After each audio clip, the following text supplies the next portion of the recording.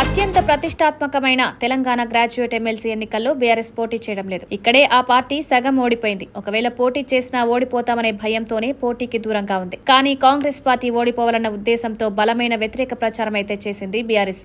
MLC పోటీలో లేకపోయినా ఎన్నికల ప్రచారానికి చేసినంతగా కేటీఆర్, కవిత, హరీష్ రావు ఈసారి ప్రకటనలు చేశారు. కాంగ్రెస్ పార్టీకి ఓటు వేయొద్దన్న సంకేతాలను బలంగా పంపారు. అందుకే ముఖ్యమంత్రి రేవంత్ రెడ్డి మరి ఏ పార్టీకి ఓటు వేయనని చెప్తున్నారో చెప్పాలని సవాల్ చేశారు. బీజేపీకి మద్దతుగా వారు మాట్లాడుతున్నారని మండిపడ్డారు. నిజానికి రేవంత్ రెడ్డి ఈ విషయం చెప్పాల్సిన పని లేదు.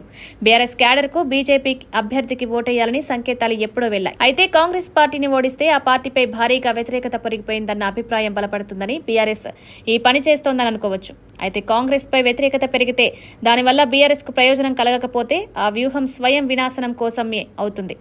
ఎందుకంటే బీజేపీ ఇప్పుడు బలపడే దశలో ఉంది. ఆ పార్టీ ఒక్క ఛాన్స్ ఇవ్వండి అనే అడ్వాంటేజ్ దశలో ఉంది. ప్రజలనుకుంటే బీజేపీకి అవకాశం ఇస్తారని పార్లమెంట్ ఎన్నికల్లో వచ్చిన 8 సీట్లు నిరూపించాయి.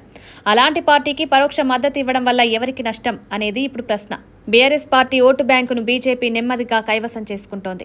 బీఆర్ఎస్ అధికారంలో ఉన్నప్పటి నుండే ఇది జరుగుతూ వస్తోంది. ఇలాంటి సమయంలో బీజేపీకి ఏమాత్రం ఛాన్స్ ఇవ్వకుండా బీఆర్ఎస్ రాజకీయం చేయాలి. కానీ ఎలాంటి ప్రయత్నాలు చేయకుండా కేవలం బీఆర్ఎస్ కాంగ్రెస్ ను మాత్రమే టార్గెట్ చేస్తోంది. దీనివల్ల కాంగ్రెస్ పై పెరిగే వ్యతిరేకత బీఆర్ఎస్ కు ప్లస్ అవుతుందో లేదో కానీ బీజేపీకి మాత్రం బాగా ఉపయోగపడుతుందంటున్నారు.